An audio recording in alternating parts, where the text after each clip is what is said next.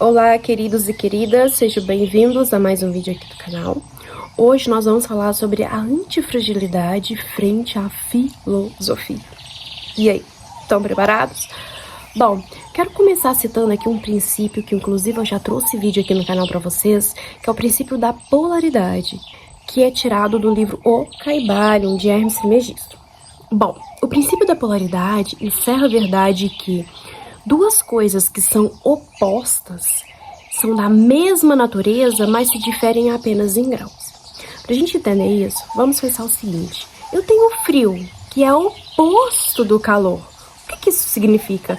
Que são coisas da mesma natureza, ou seja, frio e calor são temperaturas, então é a mesma natureza. A única diferença é o grau delas. Eu não sei onde começa o frio e onde começa o calor. Ou seja, nessa escala de temperatura, são duas coisas da mesma natureza, apenas diferenciando-se em graus. Mas por que isso? Porque nós vamos falar da rigidez e da mutabilidade constante, que são duas coisas da mesma natureza, só que vão se diferir em graus. E para exemplificar isso, a gente vai usar dois filósofos pré-socráticos. Heráclito, trazendo a mutabilidade como a essência de tudo, e Parmênides, trazendo a rigidez. Para Heráclito, a vida, ela muda o tempo todo, é transformação o tempo todo. Por isso que ele ficou famoso com aquela famosa frase que talvez você já deve ter ouvido, que uma pessoa ela não consegue passar pela água duas vezes do mesmo rio. Ou seja, você não consegue se banhar, mesmo que seja no mesmo rio, duas vezes.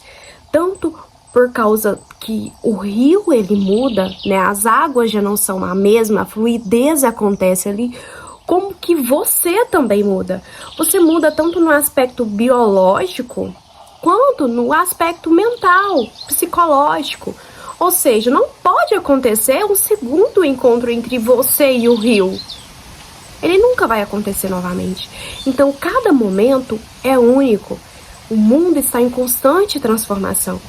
E você também.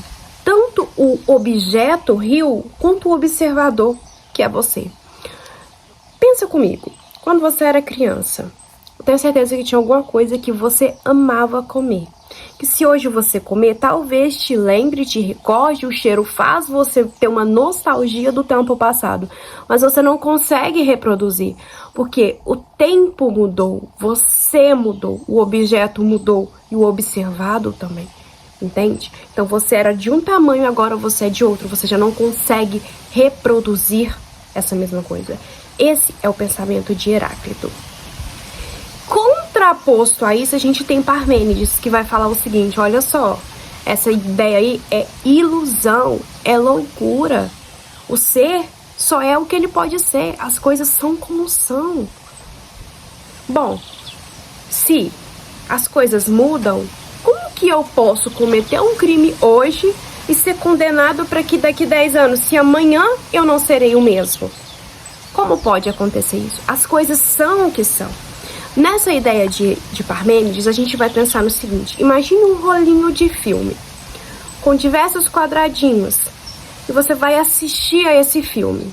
Bom, o rolo vai mudar ou é a sua percepção, a ilusão de que aquilo está em movimento que vai mudar?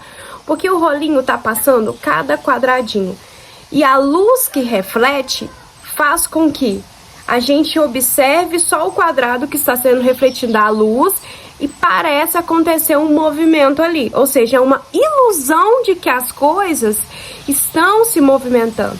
Mas o rolo é o que é, ele é um rolo parado. A diferença é que a luz que reflete faz com que a gente interprete como sendo um movimento, porque nós só temos a capacidade de ver uma parte do todo por vez. Ou seja, você vai ver um quadradinho, só que o quadradinho a luz vai refletir nele, no outro, no outro, no outro, no outro, trazendo a percepção de um movimento, mas isso não significa que o rolo esteja em movimento. Então o Parmênides vai falar: bom, o rolo é o que é, o filme é o que é, ele tá ali parado. O que muda é a sua percepção, a forma como você enxerga isso. As coisas são o que são. Então, para Parmênides, é como se a gente fosse um trem andando num trilho que já foi construído. E muitas pessoas também acreditam nisso quando você acredita que existe que você tá aqui e que existe uma missão a ser cumprida. Ou seja, o trilho já está construído. O universo já é o que é, ele já está construído e as coisas já estão escritas. E você apenas tem que seguir um script. Você apenas tem que passar pelo trilho. Muitas pessoas estão também sob essa visão da realidade. E o que eu quero trazer aqui para vocês é que entre a rigidez e a mutabilidade, onde é que a gente se encaixa? Porque as duas estão no extremo. Bom, uma coisa é que ela é muito rígida, ela é muito endurecida, qualquer impacto quebra ela. Então, se você é uma pessoa muito rígida, qualquer coisa que te aconteça, que talvez venha para te ensinar, que talvez sirva como um aprendizado, te quebra e transforma isso no quê? Num trauma, né? Então, você fica o tempo todo traumatizado, com medo, porque você é muito rígido, sabe? E nada entra, nenhum conhecimento, você não muda. Por outro lado, uma pessoa que é muito mutável, umas situações que são muito mutáveis, a pessoa ela não tem um ponto de estabilidade, ela acaba se perdendo, entende? Aquelas pessoas sem opinião, que a gente fala Maria vai com as outras. Então, muda o tempo todo, não tem um ponto de referência. E é muito importante que tenhamos um ponto de referência. O grau dos dois são extremos, mas deve existir aqui no meio algum ponto em que você entenda que é necessário haver mudanças na vida, porém que você também precisa da rigidez, você precisa de um ponto de referência, porque a vida muda e você continua com o mesmo nome. Por quê? Porque você precisa de uma identidade. Por mais que isso mude, você precisa de um ponto de referência. Já perceberam que, principalmente na psicologia, fala-se o quanto é importante a criança crescer num lar estável? Por quê? Porque a vida, né, a própria biologia vai exigir mudanças. A criança vai mudando, vai conhecendo o corpo, vai conhecendo o mundo, vai se integrando na sociedade, vai virando adolescente, vai entendendo que o corpo, né, possui lá os hormônios, e ela precisa de um ponto de referência que é a família, que é a casa. Existem sim as mudanças, existe um ponto nessa escala que você vai passar por mudanças, queira você ou queira não. Seja você o provocador dessas mudanças, ou seja os impactos que a própria vida traz para você. Porém, deve existir um ponto de referência. E quais são essa rigidez? É a identidade que você cria, é a religião que você acredita, né? Porque às vezes as pessoas falam, eu preciso acreditar que existe algo maior. Por quê? Porque nós necessitamos dessa estabilidade. A vida ela não pode mudar o tempo todo, mas também ela não deve ser totalmente rígida, né? Porque a gente vai sofrer impacto. E se a gente não aprender com esses impactos, vai ser muito pior. Eu quero trazer aqui para vocês um livro que chama A Antifragilidade, de Nicholas Taleb.